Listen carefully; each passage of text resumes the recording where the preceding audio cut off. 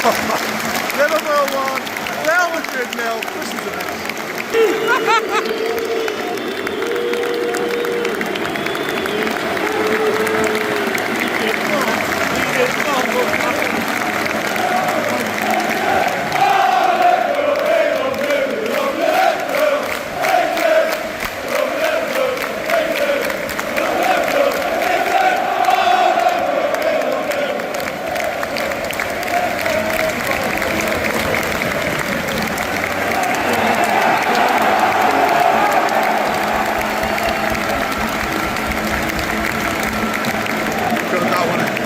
Very good. The best performance of the season, quite very possibly. They are certainly the most dangerous football team that we've faced.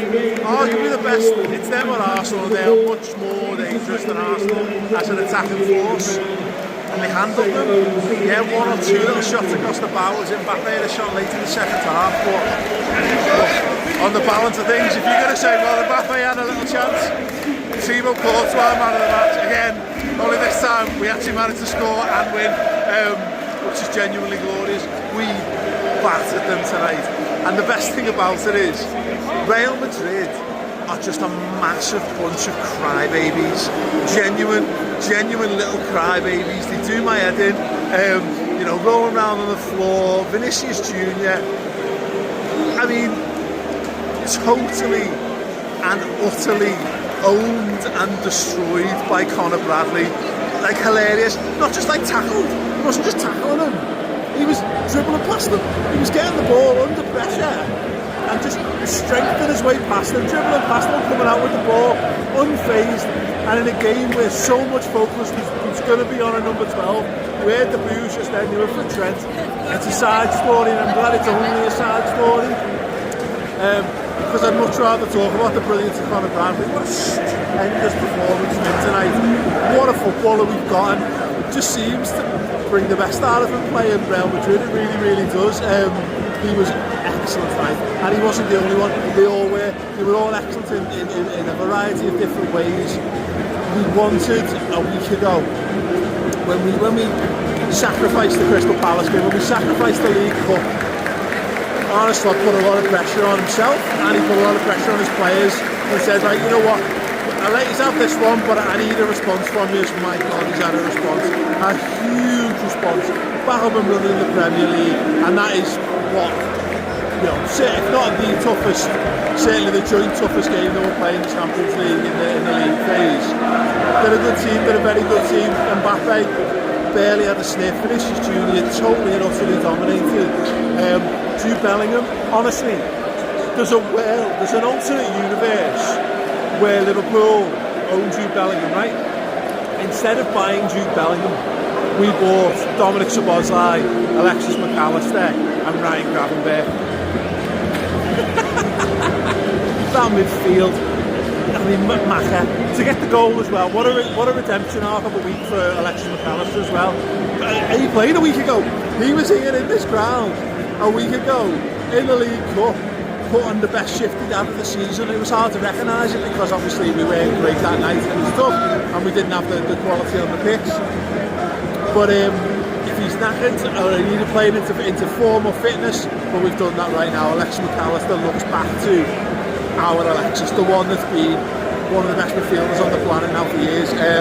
Great. Another Dominic Szoboszlai masterclass in the middle of the park. Sensational.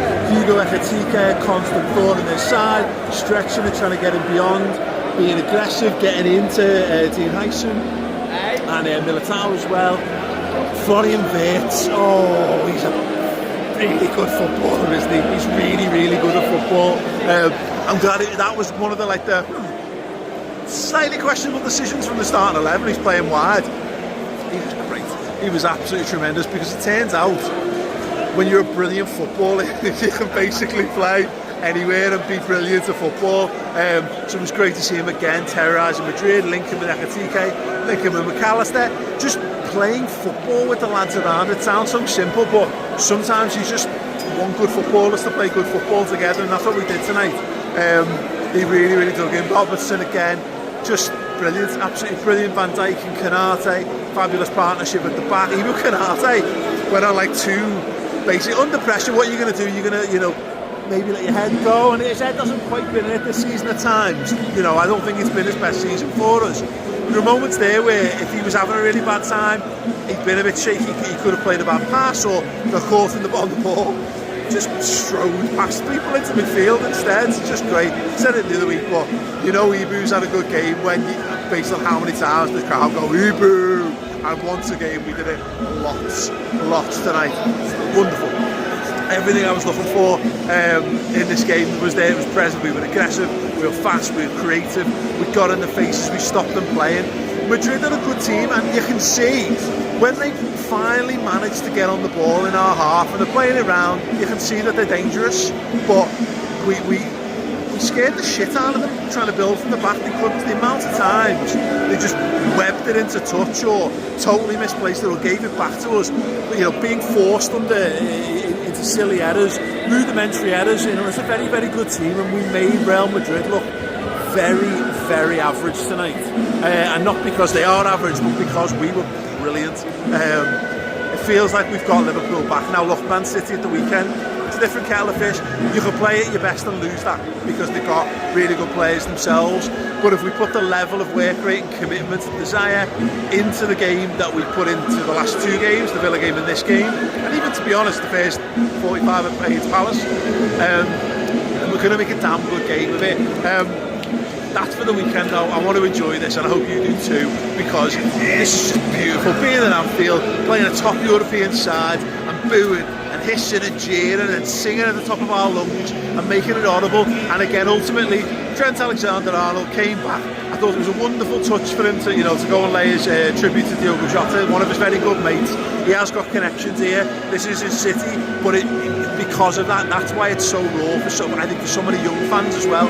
So many young fans around me were very, very angry about him being on the pitch. Look, I'm a bit older, a bit more sort of chill in my old age with things. I feel very indifferent towards him. I don't have that die-hard love for him anymore. That's gone. But I also don't feel any massive hatred or antipathy. I just wanted us to do what we did to Alonso last year, which was have him come here, have us beat him, and then go, okay, cool, nice one for coming, mate. He did get the booze. Hopefully that's cathartic for a lot of Scousers who feel betrayed by his decision to move on. Listen, he chose to go to Real Madrid, and I love it when players go, oh no, Liverpool have me, I'm going to go and try something else, and then we prove that the best move was really just to stay here. But listen, Liverpool move on. Hopefully we can move on to bigger and better this season based on the performance of Bradley tonight. The future is very, very bright down that right hand side, and look, if we can keep playing like this, this could be a very, very exciting season indeed. Listen, drop a like, subscribe, thoughts on anything I've discussed, thoughts on the booing in the comments below. Check out my Substack, maechpublishing.substack.com. The match vlog is going to be on Maech's TV a little bit later tonight, and of course go to redmenplus.com to get the final word tomorrow on this game. Oh yes, nice one, up the net.